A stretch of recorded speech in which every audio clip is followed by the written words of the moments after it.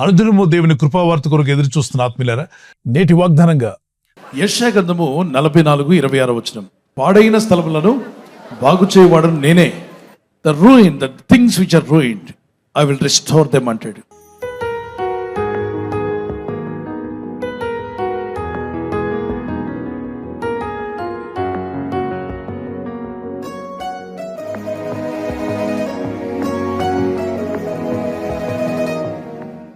ఆ భవనాన్ని మీరు చూడండి, ఎంత చక్కని భవనం, హంగు ఆర్భాటం ఎంతో బాగుంది. ఆ నలుగురు అక్కడ నిలబడి ఫోటోలు తీసుకోవడానికి ఇష్టపడినటువంటి భవనం. దాని గురించి అందరూ అద్భుతంగా మాట్లాడుకున్నారు. కానీ అదే భవనం ఏమైందో చూద్దాం. ఇక్కడ కనీసం అది భూత్ బంగ్లాలా మారిపోయిందని దాని ముందు నిలబడడానికి కూడా ఇష్టపడరు. ఒకప్పుడు దీనికి ఉన్నటువంటి ఆ ఖ్యాతి చాలా గొప్పగా ఉండేది. పూర్వ వైభవము, ఇప్పుడున్న వైభవం దానికి తర్వాత రోజుల్లో లేదు. ఆ పాడైపోయిన స్థలాన్ని చూడండి ఒకసారి. ఇప్పుడు దీన్ని ఏమంటారు? పాడైపోయిందా, బాగున్నట్ట? త్వరగా చెప్పాలి. పాడైపోయింది. దీనికి వైభవం ఉన్నట్టేనా? లేదు. అప్పుడు దీని గురించి ఏమనుకోవాలంటే పూర్వ వైభవం మళ్ళా దీనికి రావాలి. పాడైపోయిన స్థలము తిరిగి బాగుపడాలి. పాడైన జీవితము బాగుపడాలి. పాడైన కుటుంబం బాగుపడాలి. పాడైపోయిన ఆత్మీయ స్థితి బాగుపడాలి. పాడైపోయిన నీ రోగము, పాడైపోయిన నీ ఆరోగ్యము బాగుపడాలి. ఏ విషయంలో పాడైపోయినా నేను బాగు చేస్తాను ప్రభు పిలుస్తున్నాడు. ఆమేన్. పాడైపోయిన స్థలములను బాగు చేయవాడు నేనే అని ప్రభు అన్నాడు. అతని హృదయంలో ఏం కనిపిస్తుందో చూడండి. ముఖంలో సంతోషం ఉందా? లేదు. ఎందుకు విచారంగా ఉన్నాడు? పనికి వాళ్ళవన్నీ లోపలేసుకున్నాడు కాబట్టి మొహంలో ఏం లేదు, సంతోషం లేదు. Your face is the index of your heart అన్నారు. నీ హృదయంలో సంతోషం ఉన్నట్లయితే నీ ముఖంలో కూడా ఏం కనబడుతుంది? నీ హృదయంలో ఆనందం ఉంటే ఆనందం కనిపిస్తుంది. కొట్టొచ్చినట్టు కనబడుతుంది. దేవుని స్తుతిస్తూ ఉంటావు, నిరీక్షణ కలిగి ఉంటావు. పాడైపోయిన స్థలాలు, ఒకప్పుడు ఈ ఇల్లు ఎంత బాగుండేది, ఈ ఇల్లు ఇప్పుడు పాడైపోయిందే. ఒకప్పుడు ఆ కుటుంబం ఎంత బాగుండేది, ఇప్పుడు ఆ కుటుంబంలో సమాధానం లేదే. ఒకప్పుడు ఆ భార్య భర్తలు, తెలుగులో అంటారు ఆలు మగలు, చిలక గోరింక, చిలక ఎడిపోయిందో తెలియదు, గోరింక ఎడిపోయిందో తెలియదు. రకరకాలుగా మారిపోతున్నాయి జీవితాలు. సమాధానం లేదు. ఆ సాక్షి జీవితాన్ని కోల్పోతున్నావా? పాడైపోయిందని ఆత్మీయ స్థితి. ఒకప్పుడు బాగా ప్రార్థించే సహోదరుడు, ఆ బ్రదర్ మాకు ప్రార్థన నేర్పించేవాడు, ఇప్పుడు ఆయన ప్రార్థన మానేశాడు. ఒకప్పుడు ఆ సహోదరి ప్రార్థనలో మాకంటే ముందుగా ఉండి ప్రార్థించేది. ఆమె దేవుడిని ఎంతగానో ప్రేమించేది. ఒక దినానికి 60 అధ్యాయాలు 50 అధ్యాయాలు చదివేటువంటి ఆ సహోదరి ఈరోజు అసలు బైబిలే ముట్టుకోవట్లేదు. ఆ తమ్ముడు చిన్నతనంలో బాగా ప్రార్థన చేసేవాడు, చర్చికి వెళ్ళేవాడు. ఇప్పుడు చర్చ్ అంటేనే రావట్లా, దేవునికి దూరంగా వెళ్ళిపోతున్నాడు. అంటే పాడైపోయింది నీ ఆత్మీయ స్థితి, నీ మనస్సాక్షి పాడైపోయింది. ఒకప్పుడు నిర్మలంగా యథార్థంగా మాట్లాడే పిల్లలు, వాళ్ళు ఎదిగిన తర్వాత కలుషితమైపోయిన మనస్సాక్షితో కఠినమైన మాటలు, అపవాద సంబంధమైన మాటలు, అపవిత్రమైన మాటలు మాట్లాడుతుంటే ఆ తల్లిదండ్రులు ఏడుస్తారు, దుఃఖిస్తారు. అరే మా కుమారుడిని ఇలా మాట్లాడుతున్నాడు. ఒకప్పుడు చాలా మంచిగా ఉండేవాడు మా కుమారుడు, చాలా యథార్థంగా ఉండేవాడు. అబద్ధం ఆడితే అమ్మ అబద్ధం ఆడుతున్నావేంటి అని మమ్మల్ని గద్దించి మమ్మల్ని సరిచేసే మా కుమారుడు ఈరోజు అబద్ధాలు మారైపోయాడు. కంటిన్యూగా అబద్ధాలే మాట్లాడుతున్నాడు. ఒకప్పుడు మా కుమార్తె మమ్మల్ని పాయింట్అవుట్ చేసేది, అమ్మ నువ్వు ఇలా మాట్లాడకూడదు కదా, ఎందుకు అలా ఘర్షణ పడుతున్నావు, యేసయ్య అన్నాడు కదా సమాధానం కలిగి ఉండమని అని చక్కగా మమ్మల్ని గద్దించిన కుమార్తె ఈరోజు తానే లోక సంబంధమైన మాటలు మాట్లాడుతుంది. అంటే ఆత్మీయ స్థితి పాడైపోయింది, జీవితం పాడైపోయింది. My brothers and sisters, listen to me. God is the one who restores your life. God can restore your financial matters. God can restore your family matters. God can restore your family relationships.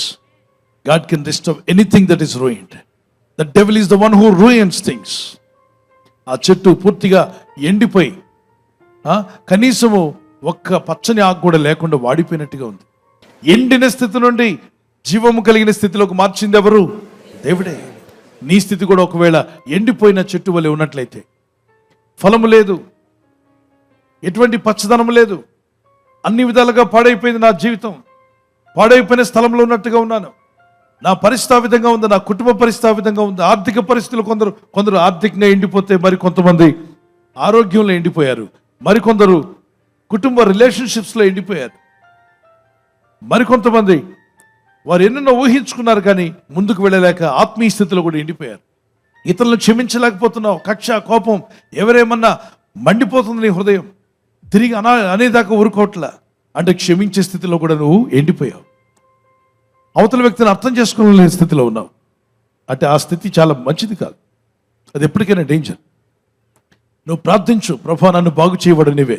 ఈ వాగ్దానం ఎత్తి ప్రార్థించండి, ప్రభా పాడైపోయిన స్థలంలో ఉన్న వారిని బాగు చేస్తాన్నావుగా తండ్రి. Whatever that is ruined, you said that you will restore me back, restore my life, restore my family, restore my spiritual life. How many of you believe that God can restore my life or your life? Yes. దేవుని చేతికి అప్పగించుకున్నప్పుడు దేవుడి కార్యం చేయడం ప్రారంభిస్తే అద్భుతమైన రీతిగా దేవుడు నిన్ను ఆయన మోల్డ్ చేయగలడు. He can make you something. Lord make me, mould me and anoint me and bless me అని మీరు ప్రార్థన చేస్తుండగా పరిశుద్ధాత్మ మీలో కార్యం జరిగించునుగాక. చిన్న కీర్తన పాడుకుందాం పిల్లరా. పనికిరాని పాత్రలని పారవేయకుమా, పొంగిపోరను పాత్రగా నన్ను నింపుమా. పనికిరాని పాత్రలని పారవేయకుమా, పొంగిపోరను పాత్రగా నన్ను నింపుమా. సువార్తలోని పాత్రలన్నీ శ్రీ యేసుని పొగడుచుండా, సాక్షిగా నుండు పాత్రగా చేసి సత్యముతో నింపుము తండ్రి, సత్యముతో నింపుము తండ్రి. కుమ్మరి ఓ మన కుమ్మరి ఆయనే, ఆయన చేతిలో పాత్రలుగా ఉన్నాం.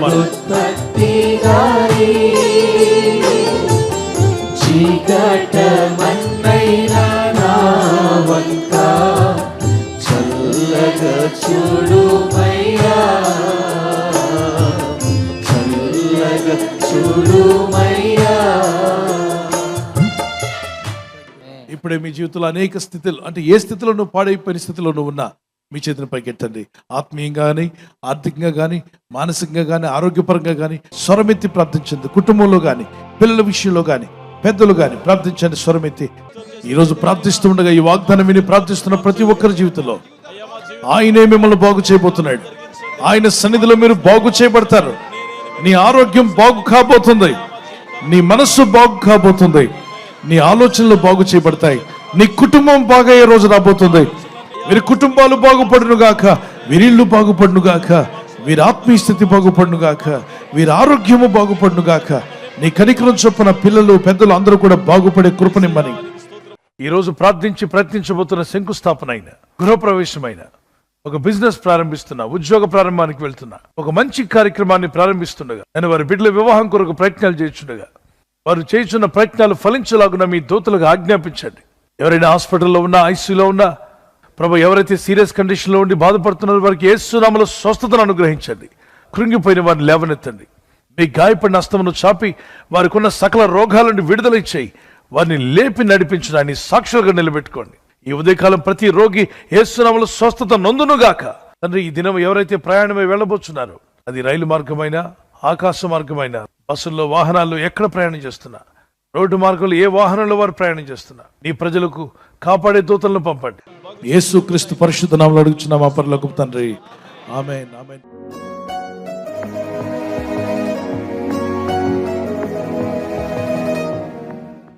బర్త్డే జరుపుకునే వారి గురించి కూడా ఈ దినం ఎవరిదైతే బర్త్డే ఉందో, may God bless them, may God provide all their needs. Happy birthday to you, many more returns of the day today as the Lord gives you one more year.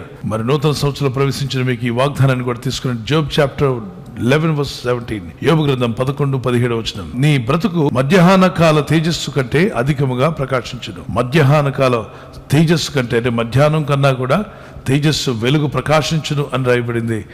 దేవుని వాక్యము సత్యమే. దేవుని వాక్యం విశ్వసించిన వారిని వారు మధ్యాహ్న కాలపు తేజస్సు వలె దేవుడు మీ జీవితాలను ప్రకాశింపజేయునుగాక. ఆమేన్. Your life will be brighter than noon day. The brighter future, brighter blessings. May the lord provide all your needs. ప్రభు మీకు దయచేయాలి మా ప్రార్థన. సో గత సంవత్సరాల కంటే ఈ సంవత్సరం మీరు ఎక్కువ ప్రకాశించాలని, ప్రభు కొరకు వాడబడాలని మా ప్రార్థన. మే the lord continue to bless you and keep you. God bless you with this promise. Marriage anniversary జరుపుకునే వారికి రూత్ చాప్టర్ 2 verse 12, రూత్ గ్రంథము 2:12. యెహోవా నీవు చేసిన దానికి ప్రతిఫలం ఇచ్చేవాడు. యెహోవా నీవు చేసిన దానికి ప్రతిఫలం ఇచ్చిన, అంటే ప్రభు మనం ఏదైతే చేస్తున్నామో మంచి పనులు వాటికి ప్రతిఫలం ఇస్తానని వాగ్దానం చేస్తున్నాం. మీరు చేసే ప్రార్థనలకు ప్రతిఫలం దయచేయునుగాక. May the Lord repay you for what you have done. You have done a good thing, or whatever you have done good things for God and God's ministry or people of God. May the Lord repay you. మీ భార్య భర్తలుగా మీ ఇద్దరు దేవుని పని కొరకు, దేవుని సేవలో, ప్రార్థనలో ఎలా సమయం గడుపుతారో చూస్తున్నారు కదా. మంచి పనులు చేస్తున్నప్పుడు దేవుడు మీకు రీపే చేస్తాడంట తప్పనిసరిగా. దేవుని కనికరం చొప్పున మీ కుటుంబాలు దీవించబడి వర్ధిల్లి అభివృద్ధి పొందునుగాక. ప్రభు చిత్తమైతే అని రాకడాల్సిమైతే silver jubilee, golden jubilee, platinum jubilee జరుపుకునే కృప దంపతులైన దేవుడు మీకు దయచేయునుగాక. Once again happy anniversary. May God bless you. ఈ ఛానల్ మీరు సబ్స్క్రైబ్ చేసుకోవడం వలన 2 పనులు జరుగుతున్నాయి. ఒకటి, సువార్త జరుగుతున్నది, ఆత్మలు రక్షించబడుతున్నాయి. రెండవది, పేదలకు, అనాథలకు ఈ ఛానల్ ద్వారా సహకారం అందించడం జరుగుతుంది. మనం సబ్స్క్రైబ్ చేసుకోవడం వలన అందరికీ సహాయం చేసిన వారమవుతున్నాం. ఖచ్చితంగా ఈ యూట్యూబ్ ఛానల్ ను సబ్స్క్రైబ్ చేసుకొని బెల్ బటన్ ను క్లిక్ చేయండి. మీకు వెంటనే మెసేజెస్ పంపబడతాయి.